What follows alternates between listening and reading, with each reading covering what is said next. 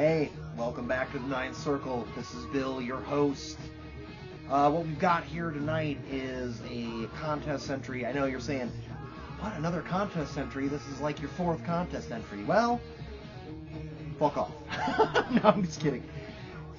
There's just been a lot of celebrations going on, so I wanted to do an entry just to support James over at Stormwind79. He recently hit 400 subscribers, and James is probably one of my favorite YouTubers. I know he's a smaller channel like me. He's been doing it for years, but he's an Australian living abroad in Thailand.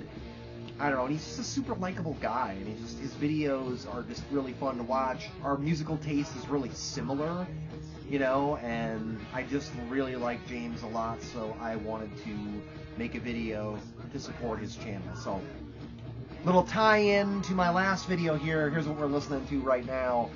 That Lord Weird Slow Fag. This is their album from 2019, New Organon. One of their best, in my opinion, so we're cranking that right now. But anyway, James asked 11 questions. I've got this on my phone, so I'm going to be probably looking down at this, so you're going to have to bear with me, man. Just bear with me. Okay, question number 1. It's going to be a band which everyone else likes, but you can't get into. Let me turn this down. One more. A band that you like or a band that everyone else likes that you can't get into. That's an easy one for me. Type O Negative. I have tried with Type O Negative. I mean, have I listened to every album? No, I haven't. But I've listened to a lot. I got Bloody Kisses when it first came out, and I don't know, man. It's just never hit with me. And I think it's because I love Carnivore so much, and they don't sound much like Carnivore at all. I mean, the first album, Origin of the Feces, a little bit, but that Beatles influence, too, man. I am not a big fan of the Beatles. I could go on a Beatles rant, I'm not going to do that right now because nobody wants to hear it. But I think that's one of the big, barriers to entry for me with Type O Negative. There's one song I do really like, that I Don't Want to Be Me song. That's a catchy song. It kind of reminds me of the Misfits a little bit, so other than that, though, I've never really heard any Type O Negative that does it for me. So there you go. First question, Type O Negative. Number 2, a band which you totally discovered by accident or at random. That's a pretty easy one, too. So Evil Incarnate. I got this in a Hell's Headbangers order. In fact, it wasn't in a case. It was just basically like a promo where it had the booklets and it had the disc and everything. And I had it for a few years, and I didn't listen to it. I just kind of was like, well, I don't know what this is. I don't even remember exactly when I got it, but I saved it. And then, I don't know, maybe like a year ago, I finally was like, you know what? I should listen to this. And it's pretty good. Stripped down satanic death metal, kind of like early Acheron, I would say. I know these guys just put a new album out, and I actually ordered it, so I'll probably be talking about that in the future. And these guys are also from from northern Chicago suburbs, kind of up near the Wisconsin border. They're almost more of a Madison band, but anyway, yeah. So Evil Incarnate, this album, Waiting for His Return, their 2005 record on Hell's Headbangers. That was because it was just randomly thrown into an order, and like I said, I probably sat on it for years before I listened to it. But I dig it. Another one. That's question 2. Question 3. A band or album you used to dislike, but now like. So that also, and this is going to probably be somewhat shocking, but it's true. Samhain. Initially. I didn't really much care for Samhain when I first heard them. Like, I really loved the Misfits, and then I heard Danzig after the Misfits, but this Samhain I heard last. And initially I was just kind of like, I don't know, I didn't get the appeal. Like it was, and I think some of it at the time, being younger, I don't know, the production and stuff, I think it was like so murky, I didn't get it. And it took me years and years and years, and probably until the early 2000s before I really began to appreciate Samhain. And now I love Samhain. I love all the Samhain stuff, This is this is one of the 2001 CD reissues that was on E1. I mean, now you can't even get legit Samhain stuff for a reasonable price anymore. Even the CDs, like a lot of these CDs go for like $40 to $50. And the vinyl, forget about it. Like a legit vinyl is like fucking $300, $400, $500. So, but yeah, Samhain was a band that when I first heard them, I didn't get it. I couldn't understand it, and it took me years to really grow to appreciate it. So there's that one. That is question 3. Question 4, a band which you didn't check out for a really long time, but finally did and ended up really liking. That would be Running Wild. Like, I heard about Running Wild for years and years and years. And I think at the time, so this is Death or Glory, which is one of their best albums. And you're going to get a photo of the guys. Maybe 10 years ago, I finally checked out Running Wild. I think some of the pirate imagery at the time kind of threw me off, and I was like, this looks cheesy, man. This looks cornball. But when I did finally check them out, I was like, this is great. This is incredible songwriting. It's catchy. You know, I mean, they basically had about a good 10, 11 years of solid records. So, yeah, Running Wild was a band that I should have checked out sooner, but I let my prejudice over their image kind of color my expectations. So, and then let's see, what else? A band which changed its sound or style for the better. And I've talked about this band before, but I showed the other album. We're going to talk about, this is, of course, Ministry, The Mind is a Terrible Thing to Taste. Now, they really kind of started changing. Their first album, if you've ever heard With Sympathy, their very first album, you'll know that With Sympathy is like, it's like Depeche Mode. And I like Depeche Mode, but it's not really its own thing. It's very derivative.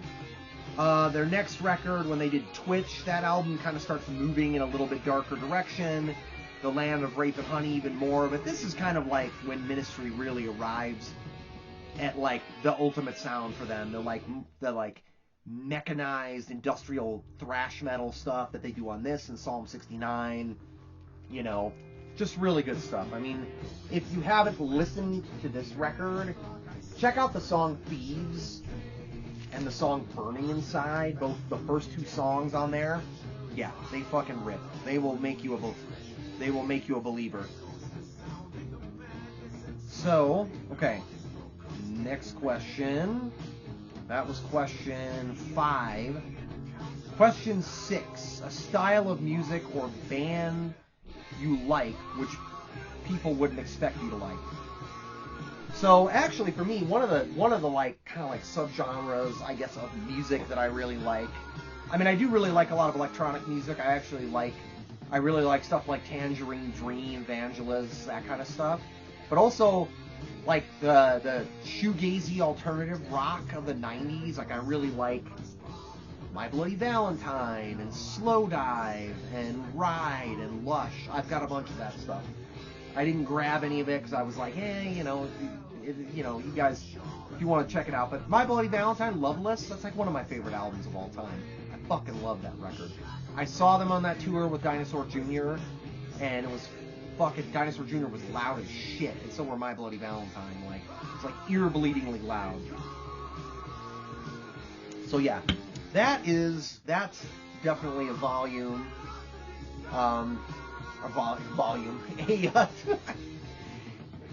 A type of music or bands that probably people might not expect, because I, mostly talk about black metal, death metal, thrash, that kind of stuff. So, okay, next, an album which lets down a band's discography. Okay, it pains me to say this, and this is because I love this band, and it's going to be the band we're listening to right now, Slow Fed, but it's this album. It's Digital Resistance.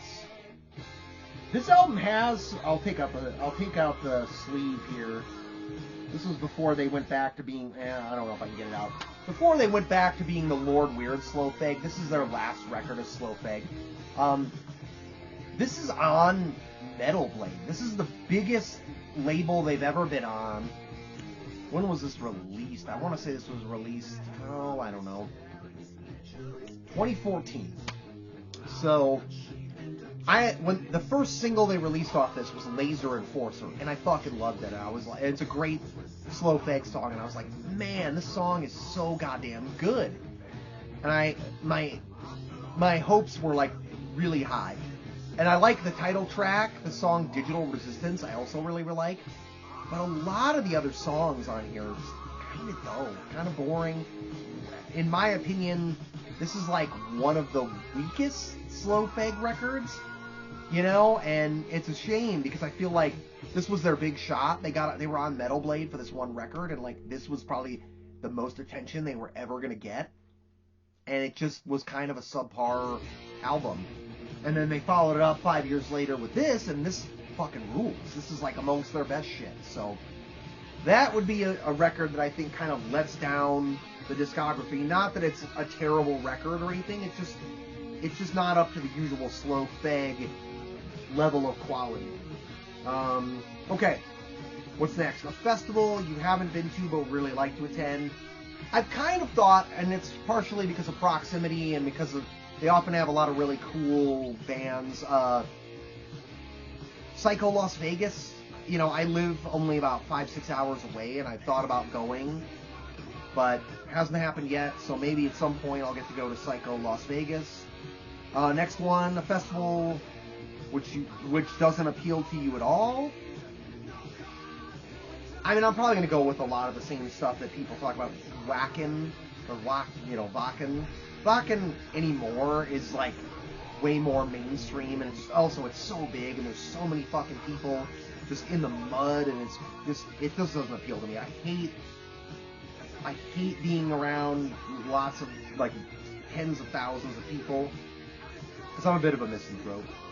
And, just being uncomfortable, not being able to shower, not being able to sleep in a fucking bed, that just sounds fucking awful to me. So yeah, Wacken is a big no-no for me.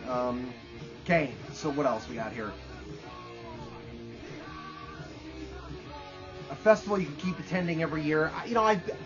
I've been to Maryland Death Fest twice, and I do really like it. I don't know, Baltimore, a lot of people think Baltimore is a shitty place. I really like Baltimore. I don't know.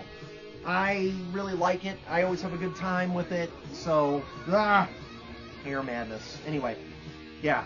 So probably Maryland Death Fest. So I'm not planning on going next year because it's just gotten really expensive. That's the one thing. Like, the tickets for next year I think are like $400 for a 4-day pass. They went up. They were like $270 when I got it last year, and now it's up to $400.